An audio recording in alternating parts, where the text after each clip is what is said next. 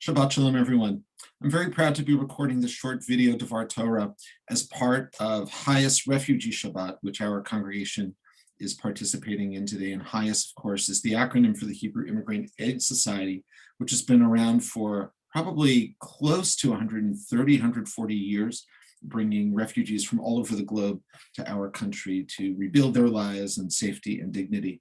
And a little over about a year and a half ago, I had the great privilege to be part of a delegation of rabbis through Truah, the Rabbinic Call for Human Rights, led by HIAS, to the border with Mexico at El Paso. And we all got to witness firsthand the kinds of conditions that asylum seekers and refugees coming to our border from Mexico are subject to. And we saw these really very difficult situations of people having to wait in shelter on the Mexico side of the border for months and months. And we, of course, saw encampments of refugees who didn't want to stay in the shelter or couldn't stay in the shelters. And we also saw people in detention, ICE detention on the US side of the border, which in a sort of twist of cruel irony by many is seen as a desirable place to be, with the hope that once they get out of detention, they'll be released into the US and be able to rejoin family or go to other communities.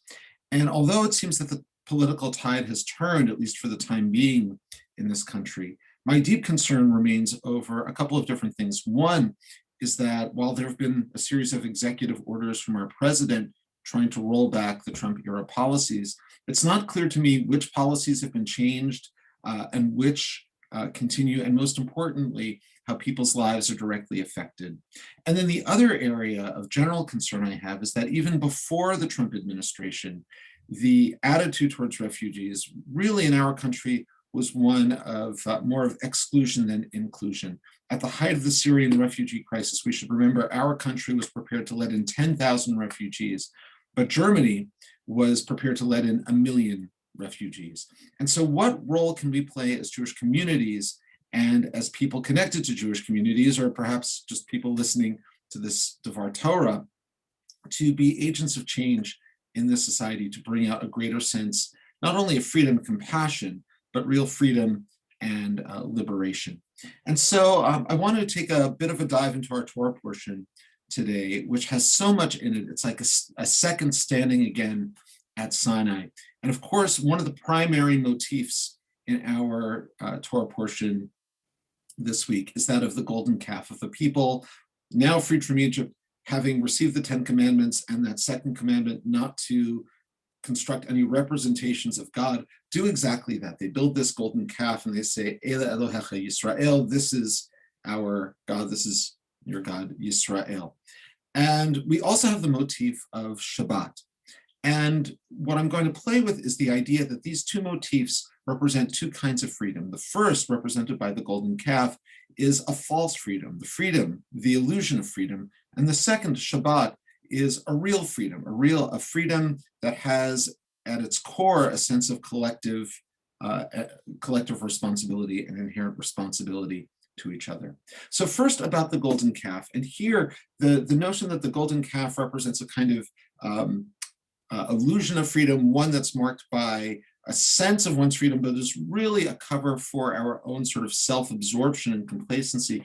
This is driven home by Rabbi Levi Elwell in a poem that I found in the URJ Women's Torah Commentary. It's a poem called A Song of Descents, and I'm going to read just a couple of stanzas from this poem that I think sort of show this false sense of freedom very effectively. This is what she says. She imagines the people coming out of Egypt after Mount Sinai. Things have settled down a bit, and now they're celebrating their freedom. And this is how she imagines the scene. Adorned in jewelry long hidden away, we claimed beauty again. Slaves no more, we stepped into the circle and began a chant to glorify you. So far the scene is very optimistic and beautiful, and people have sort of left off the condition of slavery. But then the poem continues. Drunk with the first taste of freedom, we thought we saw the gold in our ears reflected in your bovine eyes. And it's that last image that shows us how the golden calf is a reminder of our own false, sort of complacent sense of freedom.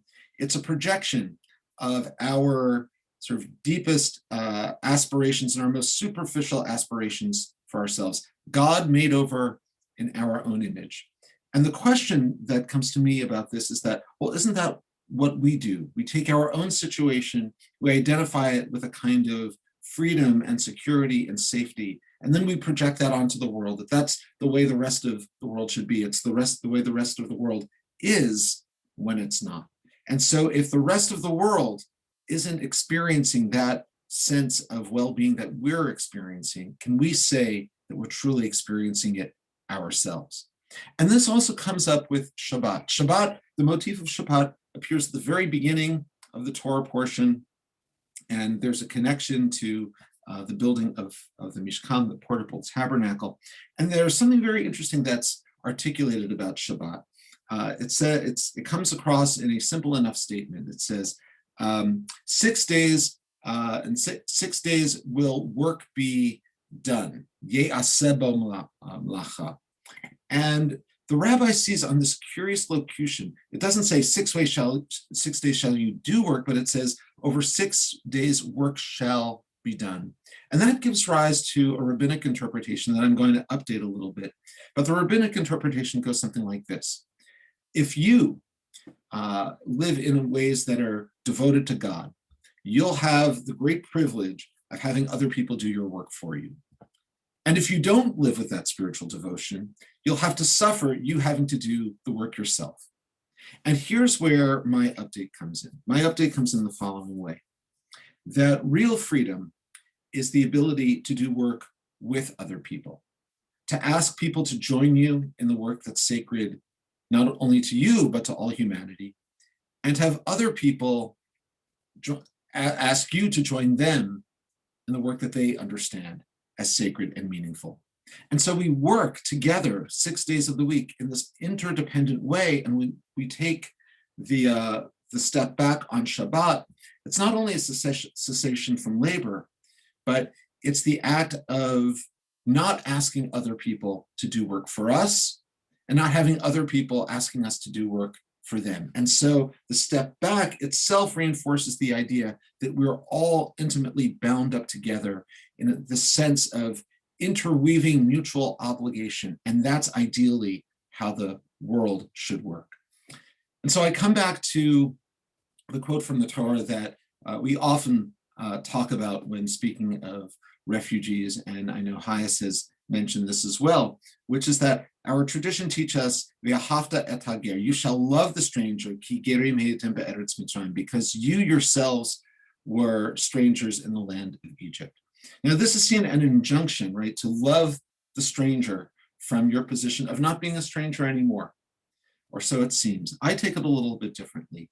I take it as an opportunity for us to examine and ask ourselves where we stand, to sort of assess the quality of the freedom that we sense ourselves living with, and to ask ourselves if this is really a universal freedom, and to ask ourselves whether we can truly call ourselves free if not all of us are free.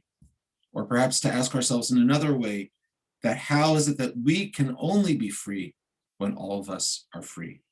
Shabbat Shalom.